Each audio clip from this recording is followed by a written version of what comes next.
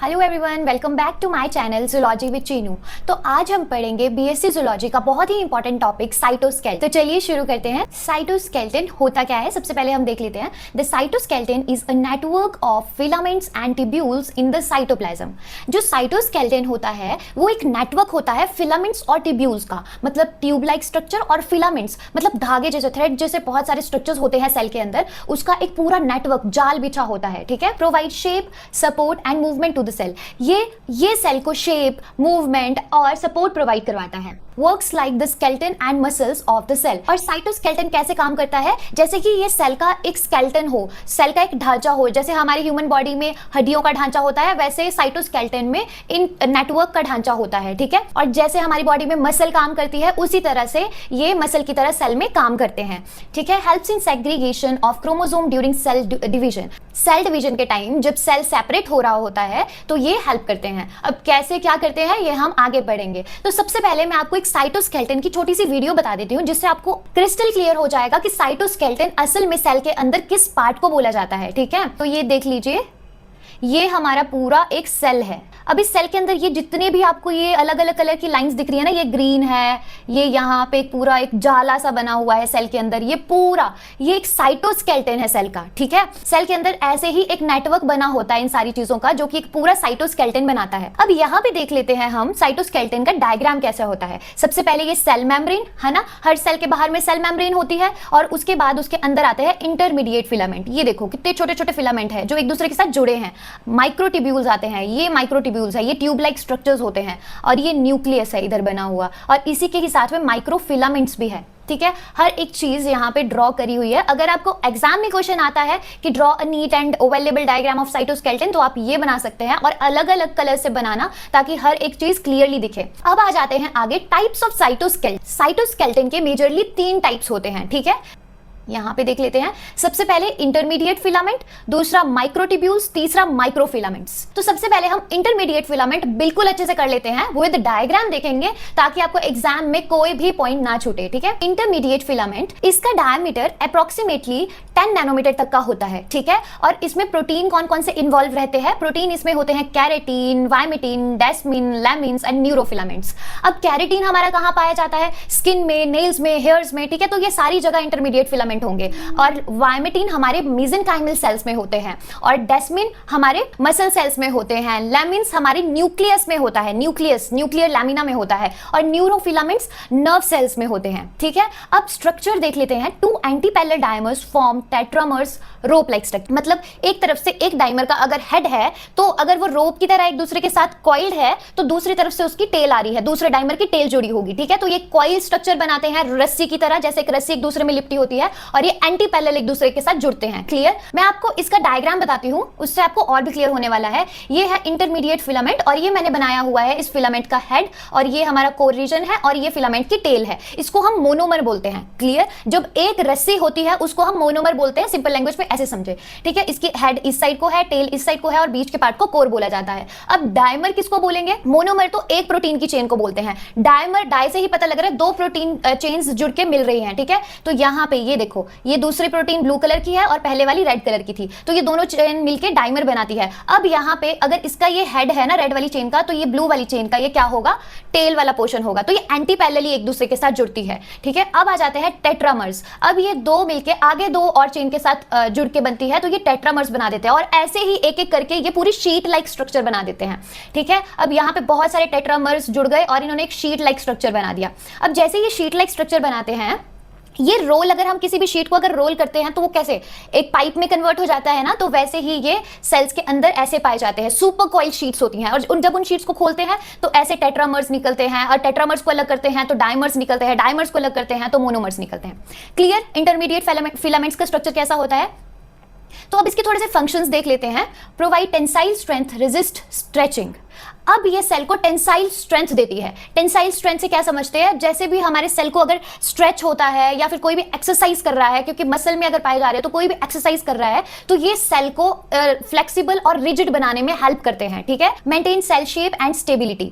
ये सेल की शेप को मेंटेन करते हैं और सेल को स्टेबल बनाए रखते हैं। उसके बाद एंकर ऑर्गेनलीज लाइक न्यूक्लियस। तो एंकर ऑर्गेनलीज का क्या मतलब है, जैसे कि न्यूक्लियस है, माइटोकॉन्ड्रिया है, ये सारी सेल ऑर्गेनेल्स को एक जगह पे ही बनाए रखता है, उनकी पोजीशन मेंटेन करता है और उनको स्टेबल बनाए रखता है। कौन सा? Intermediate filament. तो वैसे इन्होंने बताया है anchor organelles like nucleus, nucleus की तरह और भी जो ऑर्गेनेल्स है उनकी शेप को और उनकी पोजीशन को मेंटेन रखता है और स्टेबल रखता है। आगे पढ़ते हैं, form nuclear lamina and support cell junctions. Nuclear envelope जो होता है ना, उसके अंदर वाली साइड न्यूक्लियर लैमिना बनता है। तो न्यूक्लियर लैमिना कौन बना रहा है? ये इंटरमीडिएट फिलामेंट्स न्यूक्लियर लैमिना बना रहे हैं, जो कि सेल को शेप और उसको स्ट्रेंथ प्रोवाइड करवाता है। और दूसरा है यहाँ पे सपोर्ट सेल जंक्शंस। एक सेल है और ये किसी दूसरे सेल के साथ जुड़ा हुआ होता है, तो इस वाले पार्ट को बोलते हैं सेल जंक्शन। तो ये दो सेल्स को मजबूती से जुड़ने के लिए काम आता है इंटरमीडिएट फिलामेंट। ठीक है, तो ये भी क्लियर हो गए इसके सारे फंक्शंस और इसका डायग्राम जो मैंने बनाया हुआ है। आई होप इससे आपको क्लियर हो गया हो। तो अब हम आ जाते हैं अपने दूसरे साइटोस्केलेटन में, जिसका नाम है माइक्रोट्यूब्यूल्स। अब माइक्रोट्यूब्यूल्स आप नाम से ही याद रखना कि ये ट्यूब जैसे होते हैं। ठीक है, ट्यूब जैसे होते हैं और इनका डायमीटर देख लेते हैं कितना है। ये अप्रोक्सीमेटली 25 नैनोमीटर तक होते हैं। हॉलो ट्यूब्स होती हैं इनमें, मतलब खोखली ट्यूब्स होती है। प्रोटीन इसमें कौन कौन से होते हैं? अल्फा ट्यूबिलिन और बीटा ट्यूबिलिन डाइमर्स। दो प्रोटीन होते हैं, alpha tubulin and beta tubulin. Okay, structure देख लेते हैं इसका। 13 protofilaments arranged in a hollow cylinder. अब क्या होता है इसमें? 13 प्रोटोफिलामेंट्स में अभी आपको बताती हूँ स्ट्रक्चर में होते क्या है। 13 प्रोटोफिलामेंट जुड़ के क्या बनाते हैं? एक हॉलो खोखला सिलेंडर जैसा एक स्ट्रक्चर बनाते हैं। ठीक है, देखते हैं। तो चलिए मैं अब इसका स्ट्रक्चर बताती हूँ और मुझे पूरा विश्वास है कि आपको इसका स्ट्रक्चर देखने के बाद बिल्कुल ही क्लियर हो जाएगा कि ये होते कैसे हैं सेल के अंदर। तो ये है एक सेल, और सेल के अंदर ये जो पार्ट है ना, ये सारे माइक्रोट्यूब्यूल्स हैं। ये माइक्रोट्यूब्यूल्स हैं। ठीक है, अब इसको ध्यान से देखें। अब यहां पे ये क्या हो रहा है? ऐसे ये बहुत सारे, यहां पे मैं बताती हूं, ऐसे ये बहुत सारी ये देखो, ये प्रोटोफिलामेंट्स हैं। तो ये सारे प्रोटोफिलामेंट्स जुड़ रहे हैं और एक खाली ट्यूब जैसा स्ट्रक्चर बना रहे हैं। ठीक है, अब देख लेते हैं इन ट्यूब जैसे स्ट्रक्चर के अंदर होता क्या है। ये देखो, ये प्रोटीन सामान जैसे सेल ऑर्गेनेल्स होती है वो इधर से उधर लेके जाती हैं। ठीक है, ये सारी ये प्रोटीन्स है और ये क्या कर रही है? जो सामान है सेल का, मतलब सामान से मेरा मतलब ये है सेल ऑर्गेनेल्स जैसे माइटोकॉन्ड्रिया, गोल्गी एपरेटस और भी बहुत सारे सेल ऑर्गेनेल्स को इधर से उधर ट्रांसफर कर रहे हैं, मतलब ये ट्रांसपोर्ट में हेल्प करते हैं। तो अभी क्लियर हो गया माइक्रोट्यूब्यूल्स दिखते कैसे हैं और ये कैसे काम करते हैं। अब यहाँ पे जो मैंने डायग्राम ड्रॉ किया है, ये मैंने गलती से बहुत सारे सर्कल्स बना दिए हैं, बट ऐसा नहीं है। यहाँ पे सिर्फ 13 प्रोटोफिलामेंट से ये ऐसा एक हॉलो सिलेंडर बना देता है। ये ऊपर से समझ लो कि 13 प्रोटोफिलामेंट्स जुड़े हैं और ये अंदर को एक हॉलो सिलेंडर बनाया हुआ है। ये ऐसे होते हैं प्रोटोफिलामेंट्स। ठीक है, ये प्रोटोफिलामेंट की चेन है यहाँ पे मैंने बनाई हुई, और वो किससे बनी है? बीटा अल्फा ऐसे करके बीटा और अल्फा दो डाइमर्स जुड़ के क्या बना रहे हैं? प्रोटोफिलामेंट्स की चेन बना रहे हैं। ये देखो, यहाँ पे सिलेंडर जैसा ये बना दिया है इन्होंने, और ये अल्फा बीटा ट्यूबिलिन है। तो आई होप आपको इसका स्ट्रक्चर भी अब क्लियर हो गया होगा। अब इसके फंक्शंस देख लेते हैं। Gives shape and support to the cell. ये भी सेल को इंटरमीडिएट जैसा करता था, वैसे ही ये फिलामेंट करते हैं, सेल को शेप और सपोर्ट देते हैं। Form spindle fiber separate chromosome in a cell division. अब आपने देखा होगा कि सेल डिवीजन माइटोसिस और मायोसिस होती है, उसमें स्पिंडल फाइबर्स बनते हैं। ठीक है, माइक्रोट्यूब्यूल्स क्या बनाते हैं? स्पिंडल फाइबर्स बनाते हैं, जिसकी वजह से क्रोमोसोम सेपरेट हो जाते हैं सेल डिवीजन में। ठीक है, structural part of सीलिया, flagella and centriole. This is most important. कई बार ना एग्जाम में पूछ लेते हैं माइक्रोट्यूब्यूल का स्ट्रक्चर बताओ, सीलिया और फ्लैजेला में होता कैसे है। तो ये भी हम आगे डिस्कस करेंगे। अभी हम इसके फंक्शन देख लेते हैं। तो ये स्ट्रक्चरल पार्ट बनाते हैं सीलिया, फ्लैजेला और सेंट्रियोल में। अब आते हैं एक्ट एज ट्रैक्स। ट्रैक्स कैसे होते हैं? ट्रैक्स किसको बोलते हैं? पटड़ी को बोलते हैं ना। तो ये पटड़ी की तरह काम करते हैं ट्रांसपोर्ट में। ठीक है, विद काइनेसिन एंड डाइनिन मोटर्स। किसके साथ? काइनेसिन और डाइनिन मोटर के साथ मिलके। इन दो वर्ड्स को याद रखना, काइनेसिन एंड डाइनिन मोटर के साथ मिलके क्या करते हैं? ट्रांसपोर्ट करते हैं सेल ऑर्गेनेल्स को। मैंने आपको क्या बताया कि ये एक ट्रैक की तरह होता है। मान लो कि ये कोई रास्ता है, उसमें क्या है? कोई गाड़ी मान लेते हैं, एक गाड़ी काइनिन है और एक गाड़ी काइनेसिन है और दूसरी गाड़ी डाइनिन है। तो काइनिन में न्यूक्लियस जा रहा है इधर से उधर, डाइनिन में माइटोकॉन्ड्रिया जा रहा है इधर से उधर। तो ये ऐसे ही काम करते हैं। ठीक है, अब आगे बात कर लेते हैं। जो मैंने बताया, इनके जो स्पेशलाइज स्ट्रक्चर होते हैं सीलिया एंड फ्लैजेला, जो एग्जाम में पूछ लिया जाता है कि माइक्रोट्यूब्यूल्स जो सीलिया एंड फ्लैजेला में होते हैं उनका एक नीट डायग्राम बनाओ और वो क्या करते हैं, वो कैसे होते हैं, उसके बारे में बताओ। तो ये हेयर लाइक प्रोजेक्शंस होती हैं सीलिया एंड फ्लैजेला, ये हम सबको पता है। Covered by plasma membrane, plasma membrane से ये कवर्ड रहती हैं। ठीक है, तो ये माइक्रोट्यूब्यूल्स से बनती हैं हेयर लाइक प्रोजेक्शन। अब ये यहाँ पे देख लेते हैं, इस डायग्राम को अच्छे से समझ लेते हैं। अब यहाँ पे क्या है? ए माइक्रोट्यूब्यूल और बी माइक्रोट्यूब्यूल, दो माइक्रोट्यूब्यूल्स जुड़े हैं। ठीक है, याद रखना, ए माइक्रोट्यूब्यूल और बी माइक्रोट्यूब्यूल दो जुड़ गए हैं आपस में और इनको हमने पेरिफेरल डबलेट बोला। ये सारे क्या है? Peripheral doublet. ओके अब बीच में जो बीच का पेयर है माइक्रोट्यूब्यूल्स का, वो कहाँ पे है? सेंटर में। ये 2 पेयर सेंटर में है। तो ये कितने हैं टोटल? ये 9 है। जो पेरिफेरल स्पेसेस में है, मतलब बाहर की स्पेसेस में है, वो है 9 दो माइक्रोट्यूब्यूल्स जुड़े हुए हैं, और बीच में क्या है? सिर्फ 2 है।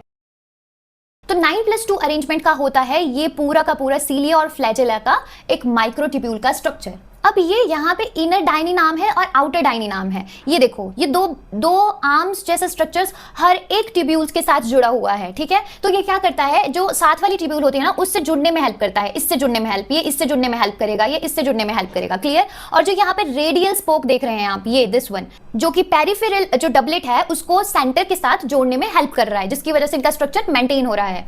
तो अब आ जाते हैं इसके कुछ फंक्शंस में।